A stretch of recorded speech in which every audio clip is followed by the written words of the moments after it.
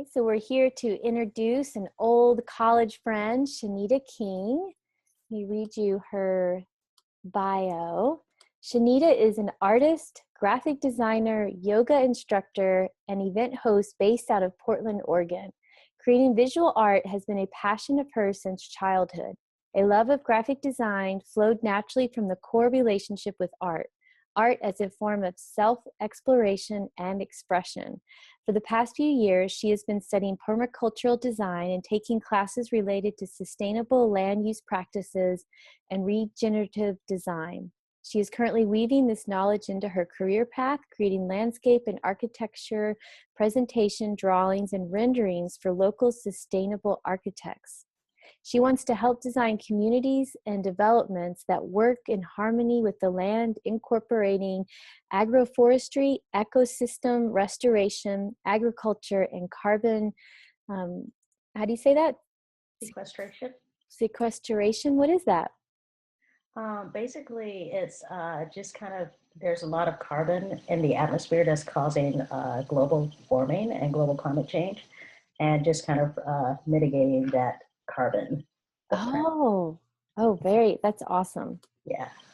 Okay, in addition, she leads workshops incorporating meditation, art, restorative yoga, retraining our connection to ourself through artistic play and meditative practices, while cultivating deep relaxation and stillness in gentle restorative yoga practices. She strives to find balance to integrate her passions, her work, cultivating practices that deeply move her, time in nature, and spending quality time in connections with loved ones. So thank you, Shanita, for your time and for sharing all your gifts and awesome new things that you're involved in. I love that you're incorporating your art with, environmental practices, and sacred activism is really what it sounds like is at the core of what you're offering. And so I chose you to talk about ritual.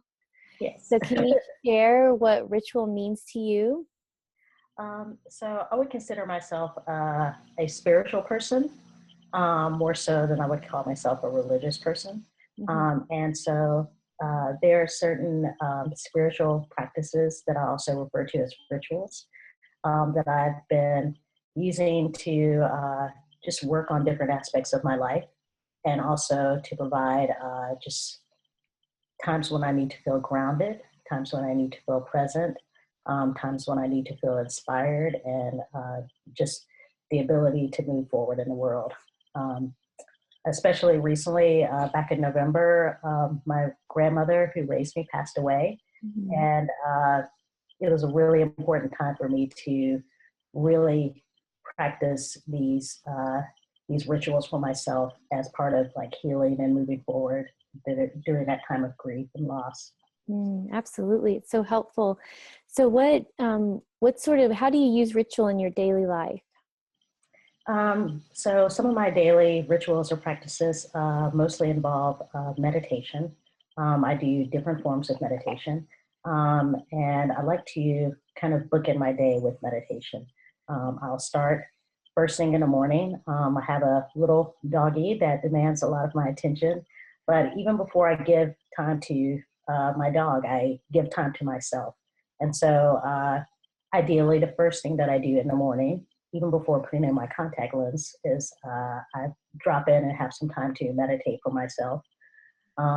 Some days I will also, part of my morning ritual is to do morning pages. I did the Artist Way several years ago, and that's something that really resonated with me, was doing the morning pages and just allowing yourself to have time in the morning where you're unfiltered and just allowing yourself to get out stream of thought.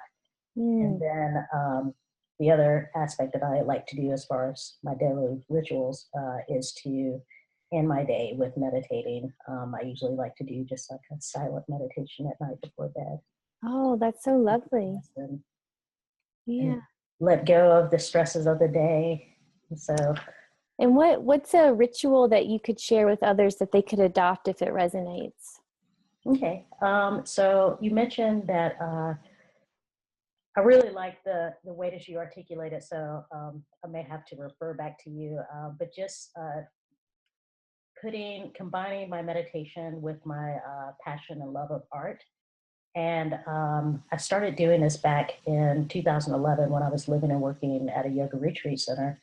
I was kind of off the grid, unplugged from technology, and which was really great because that was most of the year I spent kind of unplugged. Mm. And so that time allowed me to really like learn about myself and to really cultivate some practices for myself.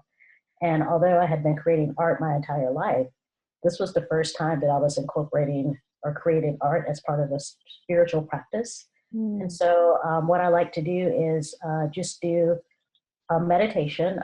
It could be a walking meditation. It could be an eating meditation. Typically, I sit in silence and usually work with a certain stone or crystal that is resonating with me at the time. And either keep it in my hands, or if I'm lying down, I'll put it on my heart space. Mm. And I'll just take some time, 15, 20 minutes to just to drop in. And then totally in that meditative space, I take pen to paper Mm. and just allow myself to draw, to paint, to color. And it's really good for me to do this, especially because I do create art for a lot of people, and a lot of times this, for work.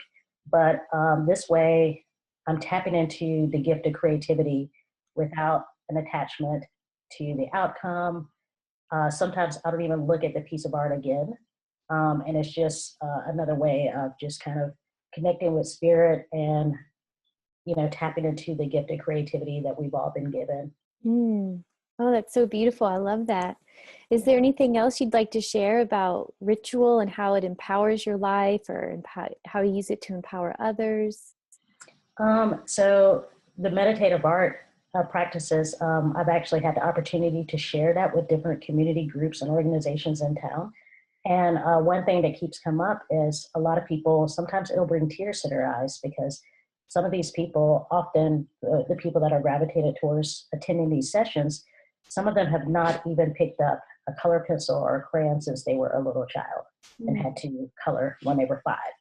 And so it's just a very simplistic way to get back into your creativity. And a lot of times we don't consider ourselves creative beings. Somebody's like, well, I'm not creative because I don't paint or I don't draw. And in fact, we all have the gift of creativity, and we all have, this opportunity to connect with spirit in this way. And so I just encourage people to color. Even if you just color the color blue, it's been proven that coloring the color blue, just the color blue, has calming effects Mm. on our emotions, and just can really like just bring a wave of calming energy over our body. And so I would like to share that practice with others. I love the painting behind you. Does it have a name, or?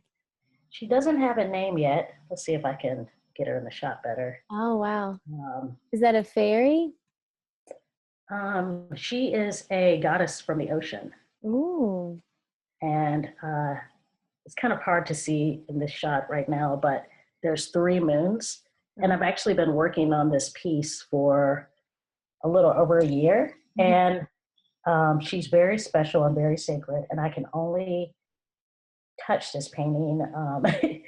She's cycled with the moons. There's no, it's kind of telling that the moons ended up manifesting on this piece of artwork. But I usually only feel called to paint this piece around the moon cycle, around the full moon. I get waves of creative energy. And I actually began this painting at an event in Portland called Goddess. And it was a live, it's an annual live event that has music and a tea lounge and dancing and local artists. But all the performers are female, and it's a celebration of the divine feminine. So that's why I created the painting. But she still has a little bit more work to do. So. Yeah. Oh, it's gorgeous. I'm excited to see the final piece. So if You. someone wanted to contact you or learn more about you, how could they find you? So email is great. Shanita.King@gmail.com. I'm also Shanita King Art and Design on Facebook. And I'm actually launching my website around, well, yesterday technically was the Taurus new moon. And I just put the final finishing touches on it yesterday. And so today I'm actually launching my new website. It's been redesigned, and that is shanitakingarts.com. Yay. Oh, congratulations. Thank you. Exciting. Well, thank you for your time, Shanita. Thank you so much, Crystal. It's been really great to see you.